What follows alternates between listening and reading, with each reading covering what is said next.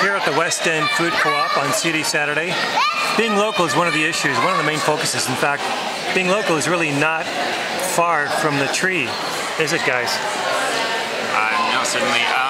Actually, when a lot of people talk about locally produced food, local agriculture, things like that, their concept of local can actually be quite a large distance. Just compared to what we're used to, if we're in Ontario and we eat stuff from California, then anything in Ontario is local. But not far from the tree, harvests different types of produce that grow in the city of Toronto and redistributes them to charities in the city of Toronto. And I've been involved with picks where I've taken significant amounts of food and then they've been used within several blocks of where they came from. So much more intensified idea of local. Now, what does it, not far from the tree really mean? It means you've got a backyard or whatever, and you guys come and pick it, is my understanding, when the homeowner is not able to for whatever reason? So in Toronto, every year there's about 1 million pounds of food that gets grown on trees, but people can't pick it because they're not able to, or they don't have the means to do so. So that's where we come in, and homeowners will let us know that they have a tree that's ready to be picked, and we would go to their house and help pick it, and we divide it up into thirds. We give them 1/3, we take 1/3 for ourselves, and then we give 1/3 to charities around the area. Oh, so the homeowner eats, you eat, and the charity. That's right, and the idea is that we don't waste as much of food as possible. We want to make it useful as opposed to just falling on the ground. And how long has this been going on? We started in 2008, so kind of young as an organization, but we've been expanding almost exponentially every year. The 2011 harvests, some weren't very good. That wasn't just us, that was climate, there was a pear disease that affected a lot of local things. But yeah, we've been expanding every year in terms of our number of volunteers, the areas of the city that we service, and what we pick. Because there's obvious items like apples, things like that, but increasingly we're picking things like ginkgo biloba trees, different types of nuts. We have ginkgo, whatever, ginkgo. Are you serious? Where? It's actually quite common. If you learn to identify the leaves, you start seeing it everywhere. And a lot of people complain about it because it produces kind of an offensive odor. So it's actually like, really? People just want the stuff now, on. A lot of viewers who are listening to this, they may not know what ginkgo biloba, whatever, can't pronounce it, is. That's a powerful herb for your brain. It's an extremely old plant, and yeah, it increases blood flow to the brain. It helps with memory and cognition, and it's considered an herbal medicine, but it's actually often prescribed to Alzheimer's patients. It's very widely respected. Man, I'm a little surprised and shocked that it actually grows here. I mean, we got to talk later because that's a very powerful thing. Too about like a lot of different things that we didn't know grew in the city. That people don't know that like some of the stuff that grows can be eaten. It's safe to eat.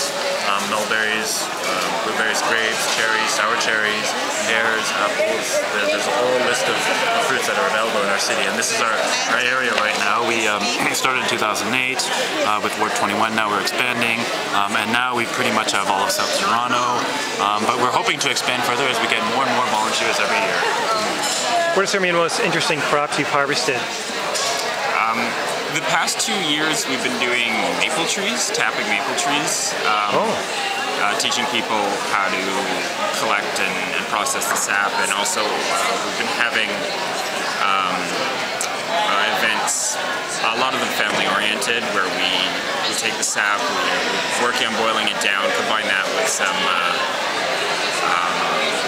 relevant traditional stories and cultural background, so that kids can be exposed to the process of maple syrup production in downtown Toronto. That was one I didn't expect because it's way outside the typical growing season. It's like December that we host those events.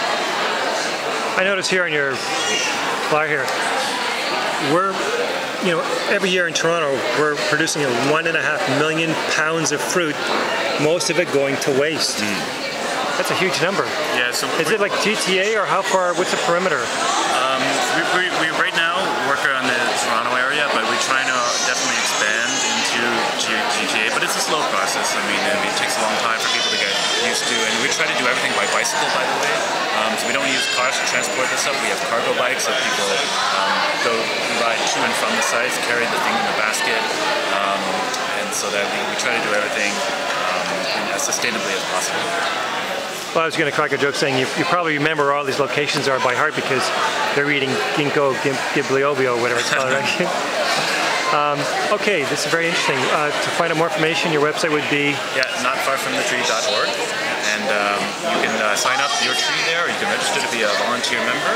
And that's our website, I think. Is that a newsletter you have there? You have there? This is one of our publications that we do like maybe once every year. Okay. There's lots of information here about our history, the fact that we've been a growing organization, some of the different photos of various pics that have happened in the past. Excellent. And you got t-shirts for sale as well and stuff like that. Right. Yeah, it's a maple syrup one. Another one. Great. So we got your website? Excellent. Well, it's really, there's no excuse not to get too close to something that's really not that far. Right. Something that's close to home. So people should check into this to see how they can make use of what they got, even if they can't grow. Or some people actually have land that you can actually grow it on, but they don't know how to do it. I think that's another organization. Are you partnering up with them as well? There's overlap between groups. And another thing is that I find the service we provide can go beyond just getting your food harvested and getting part of it. Often we go somewhere where the homeowners haven't been able to pick what's growing on their property. Say it's pears, a lot of them become windfall and just kind of rot in their backyard, attract animals, and they lose that space, not just the pears. So part of what we do in that kind of situation is also help clean it up for them. And so it's multifaceted. The more I got involved, the more I realized how many different directions we could go in. Great. Well, I don't think you're really not that far from being very successful with what you're doing. All the best, guys. Thank you very much. Thank you.